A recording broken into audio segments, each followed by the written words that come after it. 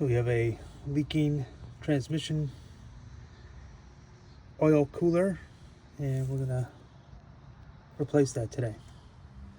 Got this from Harbor Freight. We're gonna pinch off this hose here, so when we disconnect it from the trans cooler, we don't get all that much coolant coming out, and then we'll pinch off these transmission lines so we don't lose a lot of transmission fluid either. So you have that T25 bolt that I already got loose. Take that out. So next we're going to take this line and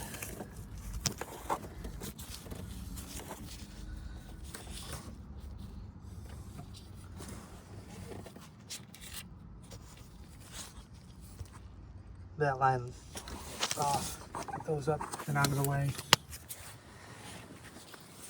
So I disconnected that hose and I pulled it back and set it up over here, just out of the way. Not much coolant really came out. So the next coolant hose, we're going after this guy down here. Next, we're going to remove this transmission mount that secures the transmission line. I should say a transmission line mount to the oil cooler. It's a T30. So I'm going to disconnect the first transmission line. It's a T30, and I switched my pan out because I don't like mixing transmission and coolant, but that's completely up to you.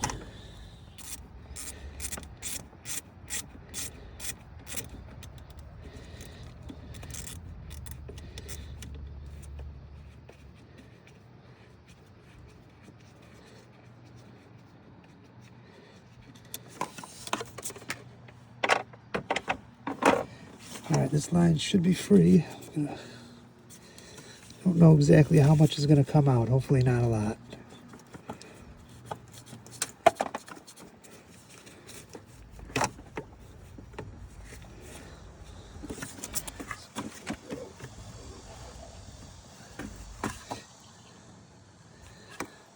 Yeah, well, you can see that. So we have a drain pan ready.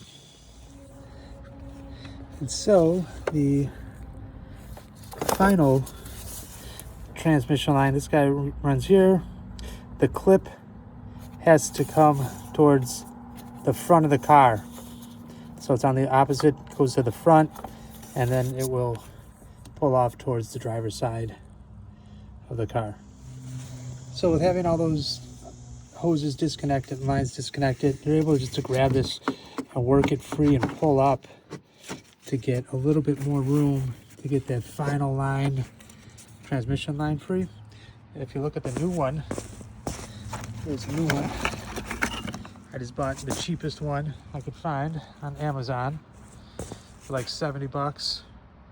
So we'll see how it works out, but see all the lines, it only has one bolt up top to hold it to the frame, and that slides into a bracket. There are no more mounting bolts. By pulling it out of position a little bit, you have a lot better access to get to that final line. And I was incorrect. The clip pulls straight down, and then you're able to pull the line off. All right, so I got that final line off. It's gonna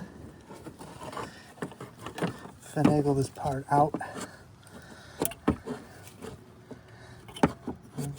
Figure out how to do that.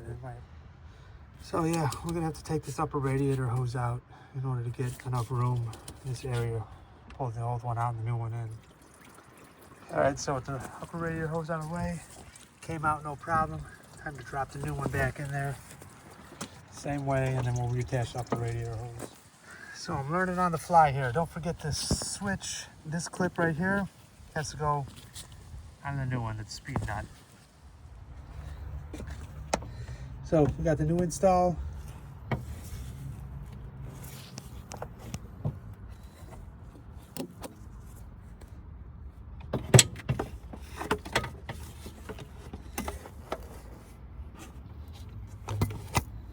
Everything's nice and clean. Double check my work, make sure all the connections are made. Clean it up down there, and we're gonna pressure test it. So you just put it back in, the opposite of the way it came out. It's all cleaned up. Double check all your connections. About a half a gallon of coolant came out, and about maybe a half a quart of transmission fluid.